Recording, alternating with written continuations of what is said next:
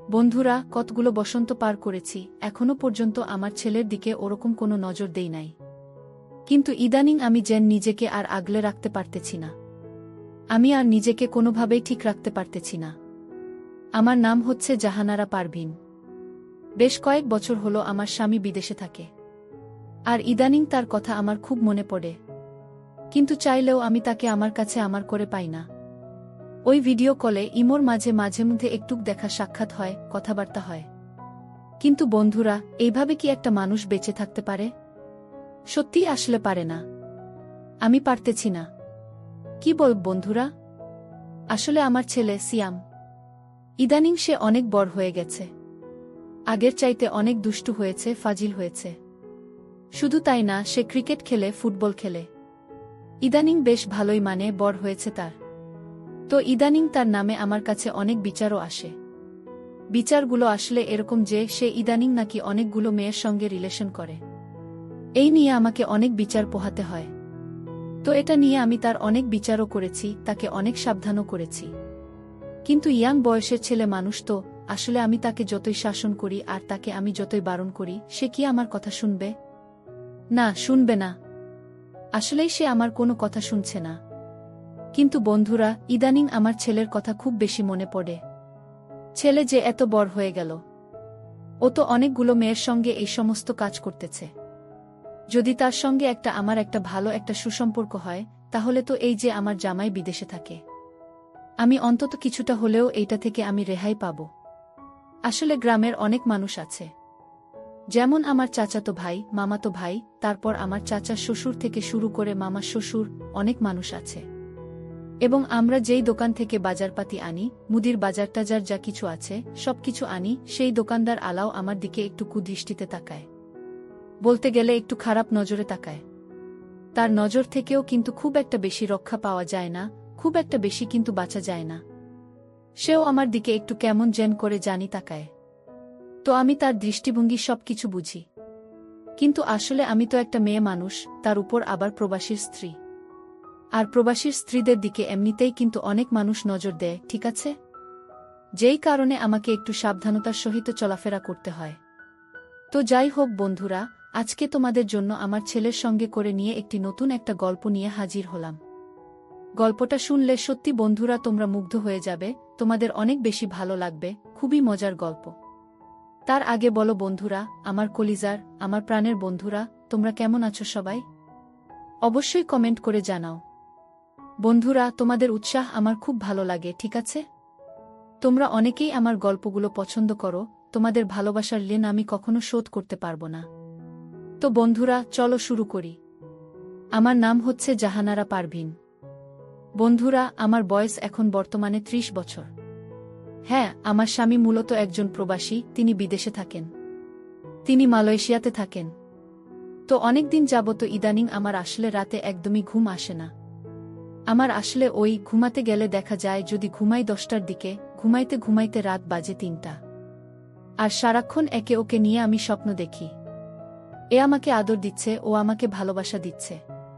এইভাবে অনেক স্বপ্ন দেখি। কিন্তু বন্ধুরা, সারারাত কেউই আমার কাছে আসে না। আমার স্বামী রাত 10টার দিকে আমাকে কল দেয়। দিয়ে তাকে একটু ভিডিও কলে দেখাই, তারটা আমি একটু দেখি। এভাবেই কোনো রকম কেটে যাচ্ছে আমার দিন। তবে আমি আমার ছেলেকে নিয়ে অনেক বেশি হ্যাপি আছি। আমার ছেলের নাম কিন্তু সিয়াম, আগেই বলেছি।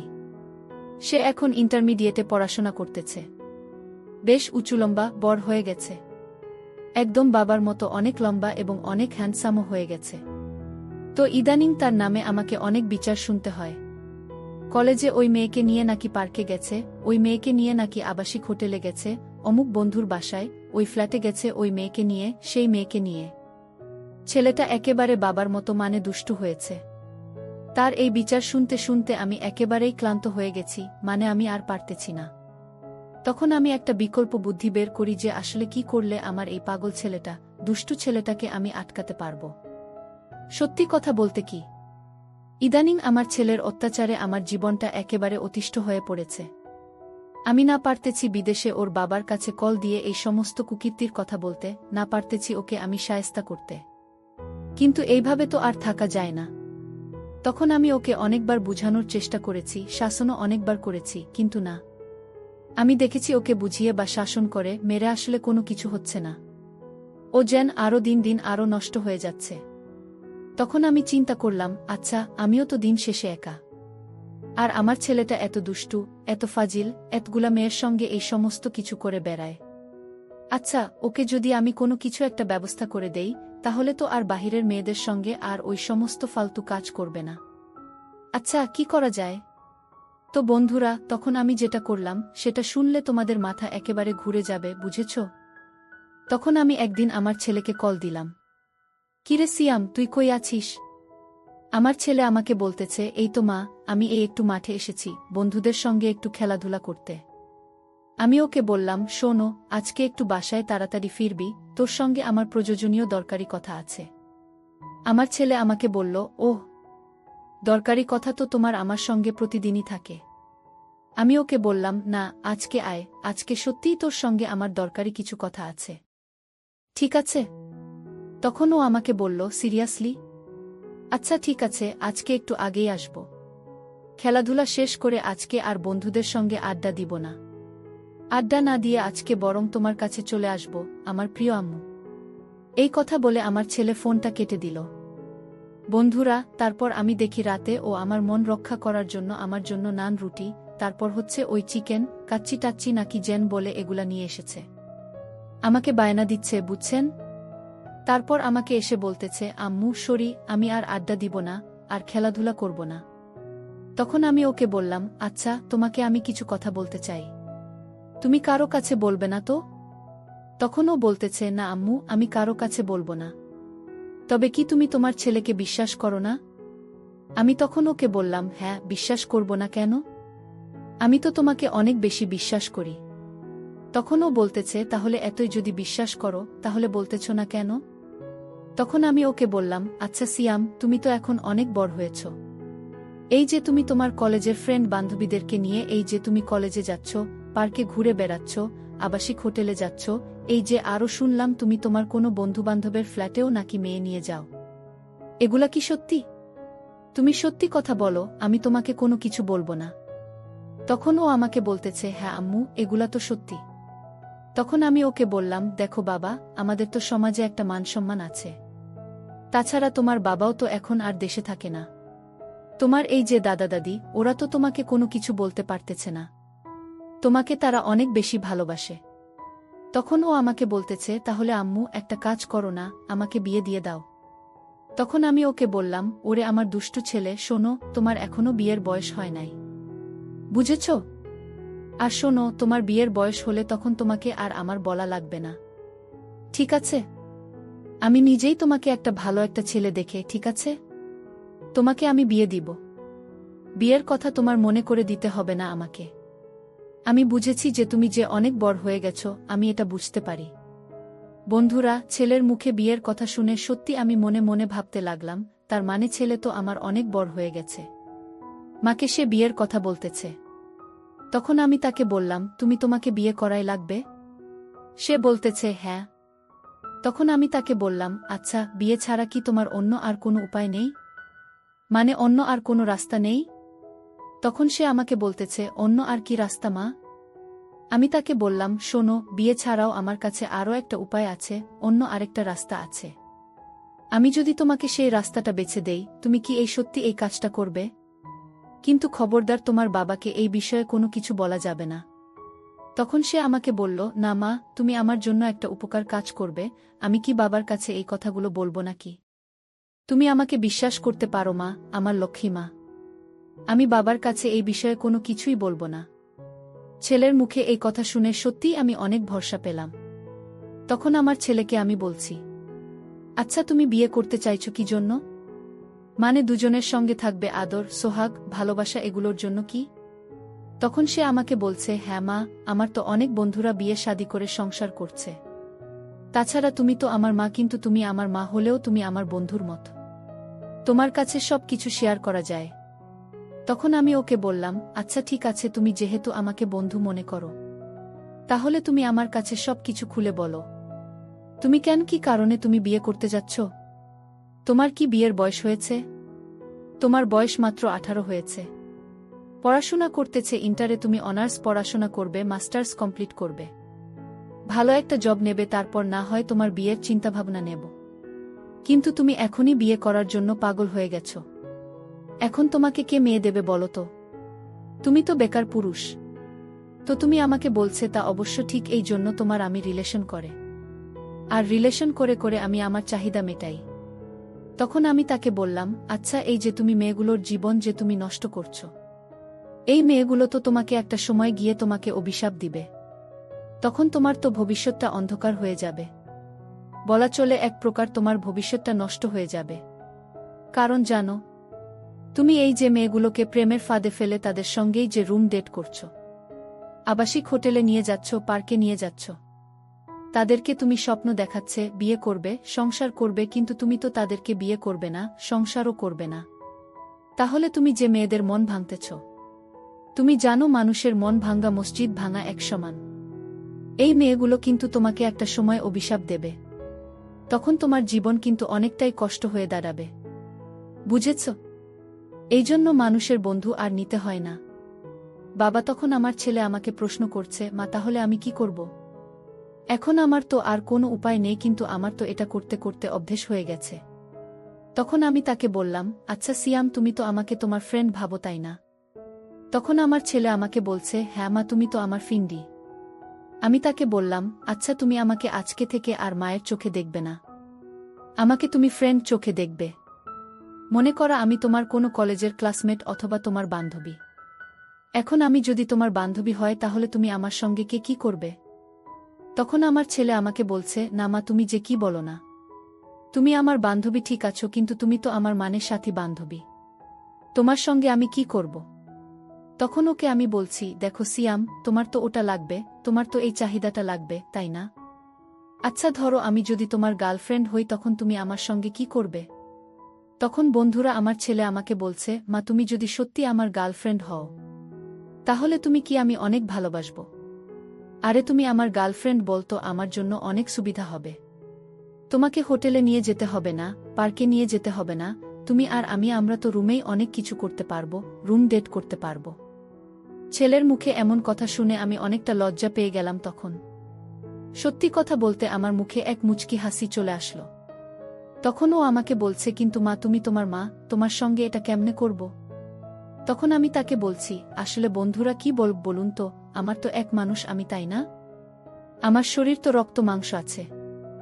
দিন শেষে এই যে আমার স্বামী মালয়েশিয়াতে ব্যবসা বাণিজ্য করে, এখন সে তো চাইলেই আমার কাছে আসতে পারে না, আমিও তো চাইলেই তার কাছে যাইতে পারি না। এখন বন্ধুরা আপনারাই বলেন, আমি আমার চাহিদাটা কার কাছে বলবো? এখন আমি যদি বাইরের এক পরপুরুষের সঙ্গে রিলেশন করি বা কোনো এক মুদির দোকানদার সঙ্গে যদি প্রেম টেম করি, এটা যদি বন্ধুরা জানাজানি হয়ে যায়, তখন আমার স্বামী এর মান সম্মান যাবে, আমারও যাবে, শ্বশুর শাশুড়ি সবারই মান সম্মান যাবে। তার চাইতে ভালো না যে এই ছেলের সঙ্গে ঘরের মধ্যে কেউ জানল না, দেখল না। এই জন্য আমি আমার ছেলেকে নানা কৌশলে আমি তাকে পটাতে লাগলাম। তখন আমি তাকে বললাম, দেখো সিয়াম, তুমি কি বুঝো না, এই যে তুমি এত বড় হয়েছ, এই যে তোমার এই 18 বছরে এত চাহিদা, হ্যাঁ তুমি মেয়েদের জীবন নষ্ট করছো, তুমি কি নয় বুঝ না, তোমার বাবা বিদেশে থাকে। এই যে আমিও তো একজন নারী, হ্যাঁ হতে পারে আমি তোমার আম্মু, কিন্তু আমিও তো একজন নারী। দিন শেষে আমি একজন মানুষ না, আমার তো কিছু এই চাহিদা থাকতে পারে, তাই না? এই যে তোমার বাবা দিনের পর দিন বছরের পর বছর ধরে বিদেশে পড়ে আছে, সে বিদেশে থাকে, সে বছরে আসে না, সে তো 5 বছরে 1-2 বার আসে। একবার আসে 2 মাস 3 মাস থেকে আবার চলে যায়। 5 বছরেই 2 মাস 3 মাসে কি আমার হয়? হ্যাঁ। এই যে আমার কি বয়স কম হয়েছে রে? সিয়াম তুমি বলো তো বাবা, এই যে এই বয়সে আমি এখন কার কাছে যাব, বা আমি গিয়ে আমার মনে কথাগুলো কার কাছে বলবো, তুমি বলো তো? এই যে তুমি দেখেছ তোমার আম্মাও কতটা সুন্দরী, তুমি জানো আমার এই যে চাচা শ্বশুর, চাচাতো ভাই, মামাত ভাই, কত মানুষ আমাকে লাইক করে, আমাকে পছন্দ করে, আমাকে কত মানুষ ডেইলি ফোন দেয়, তারা শুধু আমার এক উত্তরের অপেক্ষায় থাকে। এই যে তুমি যেভাবে মেয়েগুলোকে নিয়ে পার্কে যাও, ওই যেভাবে তাদেরকে নিয়ে আবাসিক হোটেলে গিয়ে রুম ডেট করো, তারাও আমার সঙ্গে এভাবে করতে চায়। কিন্তু আমার তো ভয়, কারণ এই যে যদি তুমি শোন, কালকে আমার চাচাত ভাইয়ের সঙ্গে আমি যদি রুমমেট করি, এই খবরটা যদি তোমার কানে আসে, এটা কি তোমার কাছে ভালো লাগবে বলো? ওখানে আমার ছেলে সিয়াম আমাকে বলছে, না আমি এটা তো আমার কাছে একদমই ভালো লাগবে না। কারণ যতই হোক তুমি তো আমার মা। তখন আমি তাকে বললাম, এই যে তুমি এই মেয়েদের পিছনে ঘুরো, মেয়েদেরকে তুমি ভালোভাবে আদর করতে পারে না, তাদের কাছ থেকে তুমি ঠিকভাবে ভালোবাসাটুকু পাও না। তাহলে কি লাভ তাদের পিছনে এই সময় নষ্ট করা, টাকা নষ্ট করা? তার চেয়ে বরং তুমি আমাকে তোমার নিজের বান্ধবী মনে করো আমি তোমার গার্লফ্রেন্ড, ঠিক আছে? আর আজকে থেকে তুমি আমাকে কলিজা, জান, বাবুসোনা বলে ডাকবে। আর শোনো, তুমি আমাকে যখন খুশি তখনই তোমার গার্লফ্রেন্ডের মতো ব্যবহার করতে পারা, ঠিক আছে? তাতে আমি তোমাকে একটু বাধা দিব না, তোমার যেভাবে খুশি তুমি সেইভাবে আমাকে পারবে, বুঝেছ? আর সবচেয়ে বড় কথা হচ্ছে, আমি তো তোমার চেয়ে অনেক বড়, তাই না? আমার এক্সপিরিয়েন্স একটু বেশি আছে। ওই মেয়েরা তোমাকে যতটুকু সুখ দেবে তার চাইতেও 2-3 গুণ বেশি সুখ আমি তোমাকে দেব। তাহলে এখন বলো, আমি তোমার জন্য ব্যাটার নাকি ওই মেয়েগুলো তোমার জন্য ব্যাটার? বন্ধুরা, এইভাবে যখন আমি আমার ছেলেকে বুঝলাম, তখন সে আমাকে বলছে, না আম্মু, আমার মনে হচ্ছে তুমি আমার জন্য বেটার হবে। তখন আমার ছেলে আমাকে বলছে, আম্মু তোমার মতো এইভাবে আমি এর আগে কখনো ভেবে দেখি নাই। সত্যিই তো, তুমি একদম সত্যি কথা বলেছ। আমি যে মেয়েদের পিছন পিছন ঘুরে এতদিন সময় নষ্ট করেছি, টাকা নষ্ট, ওই আরও কত কি না, আজকে থেকে এসব কিছু বাদ। আজকে থেকে আর তাদের পিছনে ঘুরব না, সময়ও নষ্ট করব না। আজকে থেকে আমি শুধু তোমাকে সময় দেব। বন্ধুরা, ছেলের মুখে এমন কথা শোনার জন্য আমি এতদিন অপেক্ষায় ছিলাম। অবশেষে আমার সেই অপেক্ষার অবসান হতে যাচ্ছে। ইস, আমার যে কি খুশি লাগছে, কি আনন্দ লাগছে, আমি তোমাদের আর বলে বোঝাতে পারবো না। আসলে বন্ধুরা, আমরা যারা বিবাহিত স্ত্রী বা নারী আছি, বা আমরা যারা প্রবাসীর স্ত্রী, আমাদের মনে হয় সবচাইতে বেশি আছে দুঃখ কষ্ট। আমরা না পারি কারো কাছে বলতে, না পারি সহ্য করতে। এখন যদি কারো সঙ্গে আমাদের সম্পর্ক হয়েও যায়, আর যদি এই বিষয়টা কেউ জেনে যায়, ঠিক আছে, ওর মুখ থেকে ওর মুখে, ওর মুখ থেকে ওর মুখে, এটা পুরোটা একবারে ছড়িয়ে যায়, তখন আমাদের মান সম্মান থাকে না। আসলে দিন শেষে প্রত্যেকটা মানুষেরই চাহিদা আছে। প্রত্যেকটা মানুষই এই কাজ করে, ঠিক আছে? কারণ এই কাজ ছাড়া আপনার ভালো ঘুম হবে না, আপনার শরীর ভালো থাকবে না, আপনার মন মেজাজ কোনো কিছুই ভালো থাকবে না। আপনার সারাক্ষণ কেমন যেন একটু উদাস উদাস লাগবে। আপনার অনেক খারাপ লাগবে, ক্লান্তি লাগবে আপনার মনে, ঠিক আছে? তো যাই হোক, আমি তো আমার ছেলেকে যে কোনোভাবেই হোক তাকে আমি ম্যানেজ করছি। হ্যাঁ, এখন সবকিছু যদি সুন্দরভাবে হয় তাহলে হলো। কিন্তু আমার এক জিনিস ভয় লাগছে, আমার ছেলে সিয়াম ও আবার বাবার কাছে কোনো সময় বলে দেবে না তো? বা যদি ওর দাদা দাদি কারো কাছে বলে দেয়? আবার আর এক ডাউট, হয়তো অনেক বন্ধু বান্ধবের সঙ্গে চলে ওই ছেলে পেলেও অনেক খারাপ। যদি আবার ওদের কাছে বলে দেয়, তখন আমার কি হবে? আসলে এটা খুবই সেনসিটিভ এক ইস্যু, মান সম্মানের এক ব্যাপার স্যাপার আছে। এখন কি যে করি বন্ধুরা, এখন না পারছি ওকে সামাল দিতে, না পারাতেই ওকে কোনো কিছু বলতে, এখন কি করার আছে? আমি আসলে কোনো কিছু বুঝতেছি না। তখন ওকে আমি আবার বললাম, আচ্ছা সিয়াম, যদি তোমাকে আমি এটা দেই, আচ্ছা তুমি কি কারো কাছে বলে দেবে বাবা? তখন সে আমাকে বলছে, না আম্মু, আমি কারো কাছে বলবো না। তুমি আমাকে এইটুকু বিশ্বাস করতে পারো আম্মু? তো যাই হোক, ছেলের মুখে এ কথা শুনে সত্যিই অনেক বেশি ভালো লাগলো। তারপর রাত যখন 10টা হলো, তখন আমার স্বামী বিদেশ থেকে আমাকে ইমোতে কল দিচ্ছে, ভিডিও কল। সে আমাকে কল দিয়ে বলছে যে, কি আমার লক্ষ্মী সোনা, আমার জান পাখিটা, কেমন আছো? হ্যাঁ জান, একটু ভিডিও কল দিও না। আসলে উনি আমাকে প্রতিদিন রাত 10টায় কাজ থেকে এসে আমাকে উনি ভিডিও কল দিতে বলে। উনি আসলে ভিডিও কলে আমার কিছু দেখে, উনি আসলে তারা এটাকে একটু শান্ত করার চেষ্টা করে। বিদেশে থাকে তো, এখানে চাইলেই তো আর কাউকে পায় না। আমিও বুঝি তারা অনেক কষ্ট হয়। যাই হোক, আমি তাকে বললাম যে, জান আজকে আমার শরীরটা ভাল লাগছে না, আজকে আমি পারবো না। তুমি আমার মোবাইলে একটু ভিডিও দেখে নাও, ভিডিও দেখে ওটা একটু আউট করে দাও। আজকে আমার একদম ভাল লাগছে না। আসলে বন্ধুরা, আজকে তো আমার ভাল লাগছে, কিন্তু আজকে তো আমাকে রেডি হতে হবে। আরে সিয়াম তো একটু পরেই গরম করে দিবে আমাকে, এই জন্য আমাকে রেডি হতে হবে। এই জন্য আমি আমার স্বামীকে বলে দিলাম যে আজকে আমার শরীরটা খারাপ। তারপর ও বলছে, তাই কি হয়েছে তোমার? ওষুধ খেয়েছ নাকি? তখন আমি তাকে বললাম, হ্যাঁ ওষুধ খাবো। আচ্ছা শোনো, আমার না কথা বলতে একদমই ভালো লাগছে না, ফোনটা রাখছি আমি। তাকে এই কথাটা বলে ফোনটা কেটে দিলাম। ফোনটা কেটে আমি ওয়াশরুমে গেলাম। গিয়ে আগে সারা দিন যা গরম দিচ্ছে না বন্ধুরা। গরমে শরীর একদম গেমে আছে, মানে একটু গন্ধ বের হচ্ছে। তো যাই হোক, ছেলের সঙ্গে আজকে প্রথমবার কিছু হতে যাচ্ছে। তো আমি আসলে নিজেকে একদম নতুনভাবে এনজয় করতে চাচ্ছি। আমি ওয়াশরুমে গিয়ে গোসল করে একদম লাক্স সাবান দিয়ে ভালোভাবে নিজেকে একদম ফ্রেশ করে নিলাম। হ্যাঁ, অনেক 2-3 বালতি পানি ঢেলে নিলাম। তারপর পানি ঢেলে ওয়াশরুম থেকে বের হয়ে শরীরকে ভালোভাবে মুছে এক শাড়ি পরলাম। উফ, কি সুন্দর এক শাড়ি পরেছি, আসলেই সেই লাগছে। আয়নায় নিজেকে দেখে আমি নিজের প্রেমে মুগ্ধ হয়ে যাচ্ছি। সত্যি একটা মানুষ এত সুন্দর হয় কি করে? আমি যেন দিন দিন আরও বেশি সুন্দর হয়ে যাচ্ছি। নিজেকে দেখছি আর ভাবছি, ইস, আজকে আমার ছেলের বাগে এক নতুন কিছু হতে যাচ্ছে। তো বন্ধুরা ঠোঁটে লিপস্টিক লাগাচ্ছে, ক্রিম লাগাচ্ছে, তারপর শরীরে একটু বডি স্প্রে দিলাম। সবকিছু দেওয়ার পর চুল থাকে একটু শুকিয়ে দিলাম। নেওয়ার পর আমি এক নাইট ড্রেস পরেছি সঙ্গে। এই ড্রেস পরে আমি আমার রুমের দিকে গেলাম। রুমের দিকে গিয়ে আমি সিয়ামকে এক ডাক দিলাম। কি রে সিয়াম, তুমি কি রেডি হয়েছ? তোমার কি হলো? আর কতক্ষণ? তখন সে আমাকে বলল, তুমি 2 মিনিট অপেক্ষা করো, আমি এখনই আসছি। সিয়ামও দিকে তার রুমে এসে রেডি হচ্ছে। ঠিক আছে। সেও গোসল করে একেবারে আমার কাছে আসছে, কারণ সে তো খেলাধুলা করে এসেছে।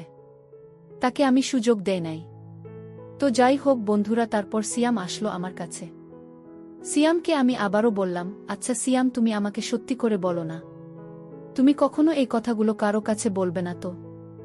আমার কিন্তু খুব ভয় হচ্ছে সিয়াম। দেখো, আমি তোমাকে পৃথিবীর সবচাইতে বেশি আনন্দ দেব, সুখ দেব, তোমাকে এক ভালো এক সুন্দরী মেয়ের সঙ্গে বিয়ে দেব। কিন্তু তুমি বলো, তুমি তোমার বাবার কাছে এই কথাগুলো কখনো বলবে না, বা তুমি কারো কাছে এই কথাগুলো বলবে না? তখন সে আমাকে বলছে, আম্মু, আমি কারো কাছে এই কথাগুলো বলবো না, তবে তুমি আমার এক শর্ত রাখতে হবে। তখন আমি ওকে বললাম, তোমার আবার কি শর্ত? তখন সে আমাকে বলছে, আম্মু জানো, আমার এক বেস্ট ফ্রেন্ড আছে, ছেলে মানুষ। ও আসলে আমাকে অনেক হেল্প করছে। আসলে ওর গার্লফ্রেন্ড, তারপর ওর বোনের সঙ্গে আমি রিলেশন করেছি, ওর বোনকে আমি আসলে ওই কাজটা করেছি। ও আমাকে হেল্প করেছে। ও আমার সবচেয়ে জানে জিগার দোস্ত, আমার সবচেয়ে বড় জীবনের এক দোস্ত। আসলে আমাকে সব কিছুতে হেল্প করে। আম্মু, আসলে আমার ওই বন্ধু, ওর নাম হচ্ছে রবিন। ও তোমাকে অনেক আগে থেকেই পছন্দ করে। ও আমাকে অনেক বলেছিল তোমার কথা, কিন্তু তুমি আমার আম্মু হলেও আসলে কখনোই সাহস করে নাই। আজকে তুমি আমাকে যে অফারটা দিলে, এমন সাহস করে। আসলে আমি তোমাকে নিয়ে কখনো এভাবে চিন্তা করি নাই, ঠিক আছে? কিন্তু আম্মু, তোমাকে দেখে কেউ কিন্তু লোভ সামলাতে পারবে না। আমিও পারছি না। আম্মু, তুমি যদি কিছু মনে না করো, তুমি যদি অনুমতি দাও, তাহলে আমি আমার সেই বন্ধু, তাকে তোমার কথা বলতে পারি। আম্মু জানো, আমার বেস্ট ফ্রেন্ড রবিন, ও না খুব ভালো। তোমাকে আমার চাইতে বেশি মজা দেবে, আর তাছাড়া ও কারো কাছে বলবে না, ও খুব ভালো। মা জানো, আমরা দুজন হলে তোমার অনেক ভালো হবে।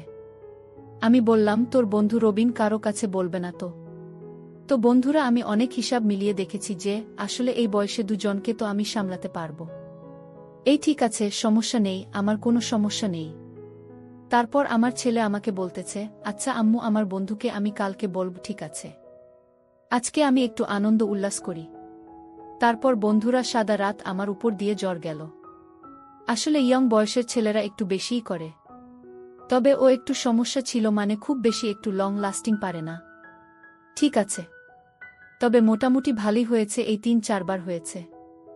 আসলে এই প্রথম বন্ধুরা, আমি সকালবেলা ঘুম থেকে উঠে আমার শরীরটা একেবারে হালকা লাগছে, একদম ফ্রেশ। ও বাবা, কতদিন যাবত এই কাজটা আমি করি না বন্ধুরা। তোমাদেরকে কি করে আমি বুঝাই? আসলে জামাই বিদেশে থাকলে এক বিপদই, বুঝতে পারছেন। এতদিন পর আজকে এই কাজটা করে শরীরটা কেমন জানি হালকা লাগছে, একদম ফ্রেশ লাগছে, মনে হচ্ছে নতুন করে আবার নিজেকে রাঙিয়ে তুলেছে। কি ফ্রেশ লাগছে, নিজেকে একদম বোঝাতে পারবো না। আরে শরীরে যত জঞ্জাল ছিল, যত ঝামেলা ছিল, সব একদম কেটে গেছে। খুব ভাল লাগছে বন্ধুরা, খুব ভাল লাগছে। যাই হোক, শেষমেশ আমার ছেলে, ওকে আর একটু ট্রেনিং দিতে হবে, অন্যরকম হয়নি, অভিজ্ঞ প্লেয়ার হয়নি এখনও, ঠিক আছে? যাই হোক বন্ধুরা, আজকের স্টোরিটা তোমাদের কাছে কেমন লাগলো তোমরা অবশ্যই আমাকে কমেন্ট করে জানাবে। আর যদি তোমরা দ্বিতীয় পর্ব চাও আমি সেটা তোমাদের জন্য বানাতে পারি, কিন্তু তার আগে তোমরা কমেন্ট করে জানাতে হবে যে তুমি চাও কিনা। তোমরা চাইলে তারপরে আমার ছেলের বন্ধু আমার সঙ্গে কি করেছে বা এরপরে কি হলো সবকিছু আমি তোমাদের সাথে শেয়ার করব। ঠিক আছে, অবশ্যই কমেন্ট করে জানাও। আর সেই পর্যন্ত তোমরা সবাই ভালো থাকবে। আমার কলিজার বন্ধুরা, আমার প্রাণের বন্ধুরা, তোমাদেরকে আমি অনেক অনেক বেশি ভালোবাসি। আর আজকের মতো এখানেই শেষ করছি।